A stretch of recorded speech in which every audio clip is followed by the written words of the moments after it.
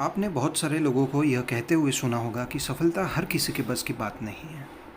मगर मैं आपको बता दूं कि 7 सक्सेस फैक्टर्स जो आपको सफलता दिला सकता है। इन नियमों के ऊपर चल के हर कोई सफल हुआ है, चाहे वो हेल्थ के फील्ड में हो, चाहे वो किसी भी फील्ड में हो, वह इस नियमों को अपना के सफल हो सकता है। जिस तरीके से हम एक सब्जेक्ट को पढ़ते थे, वैसे ही सफलता सब्जेक्ट है। यह सफलता के सब्जेक्ट को अगर हम जान लेते हैं तो हमारे लिए सफल होना बहुत ही आसान हो जाता है।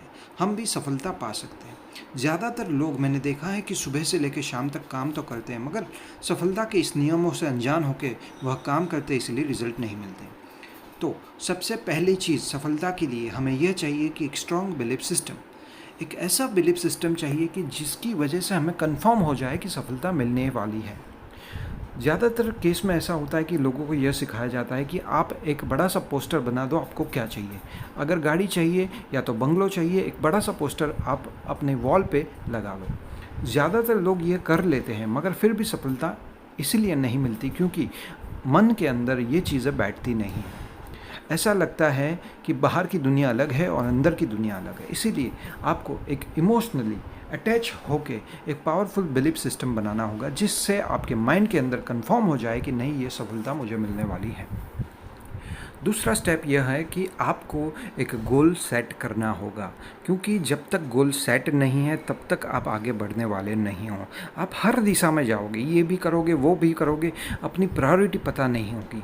इसीलिए आपको एक बड़ा गोल और एक छोटा गोल ज़रूर रखना है। छोटा गोल मतलब आपको हर महीने क्या क्या अचीवमेंट्स लेने हैं वो होना ज़रूरी है, और एक बहुत बड़ा गोल मतलब 2-3 साल या 4 साल 5 साल के बाद आप क्या पाना चाहते हैं, यह गोल होना चाहिए।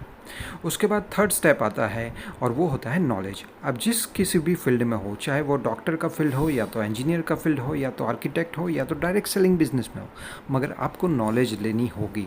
हर एक चीज़ की नॉलेज वो फील्ड के रिलेटेड आपके पास होनी चाहिए, तब जाके आपको सफलता मिलेगी। उसके बाद the fourth step is skills. आप जिस फील्ड में हो वहाँ पे स्किल की ज़रूरत पड़ती है।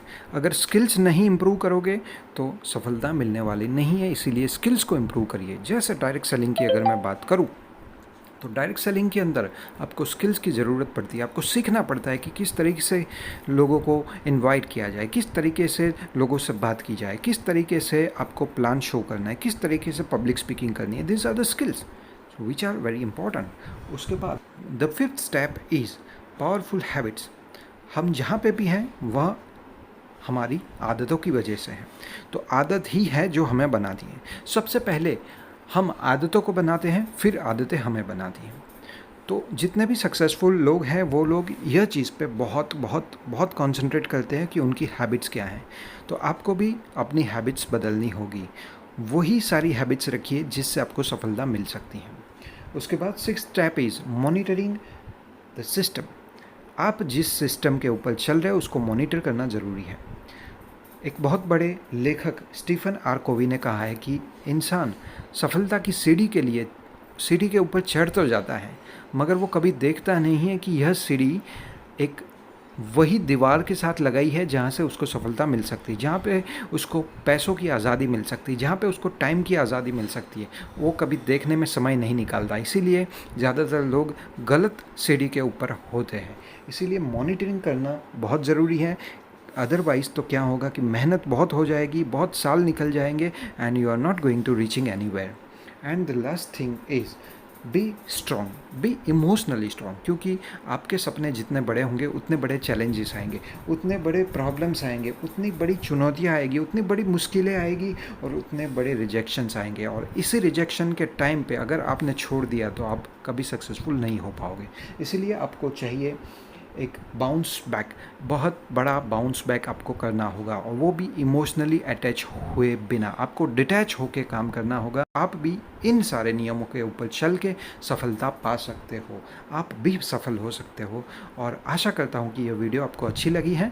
अगर अच्छी लगी है तो लाइक एंड सब्सक्राइब करना ना भूलिए, और शेयर करिए और कमेंट मुझे ज़रूर करिए कि आपको यह वीडियो कैसी लगी। Thank you so much.